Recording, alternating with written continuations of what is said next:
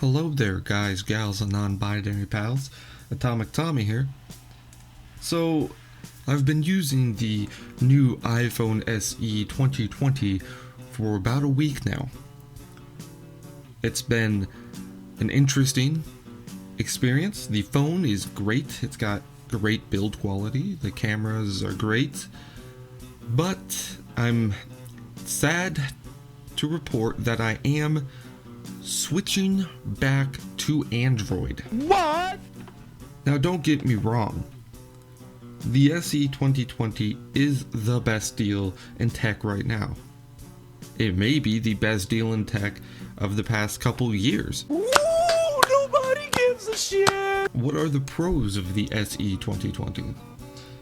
Wireless charging, flawless build quality, small form factor, the home button, great camera with portrait mode, which is fantastic, the A13 Bionic chip, and Apple's 4 to 5 years of update support.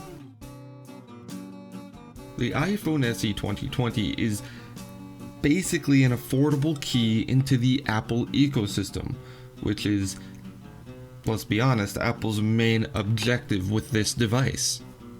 Even good old Timmy Cook said himself that it's aimed at Android users and low-cost markets. The phone is great.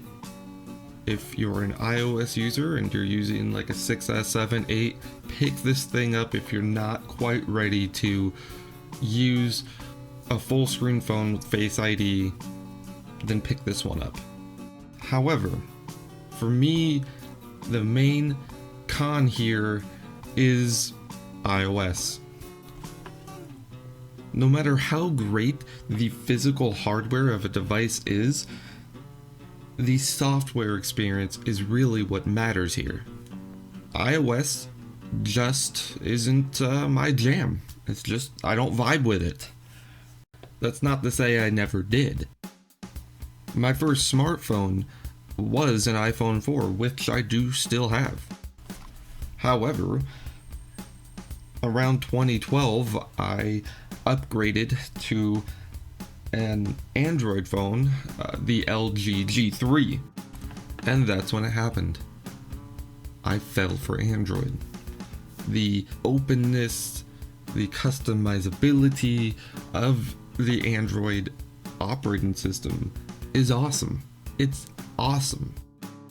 Last year, I upgraded to the Samsung Galaxy S10e, my first Samsung device, and it is amazing. Samsung is really the only Android equivalent to Apple. The hardware that Samsung uses is incredible, and it's far superior to every other Android manufacturer out there, in my opinion. But design is only the surface of a device. The real kicker for me is software. The reason I'm going back to Android is for ease of use. You what? iOS is easy, but that's it. You can't customize it without jailbreaking. It's very limited and doesn't really give you the freedom that Android does. Even when you spend $400 to $1,000, you're locked into what Apple decides what's best for you, the user. Android takes the opposite approach.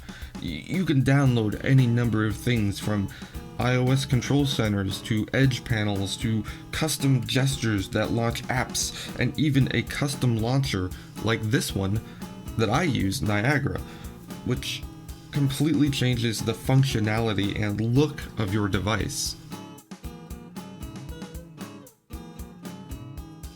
While Apple's mantra is think different, I think Android is the one that's thinking different now.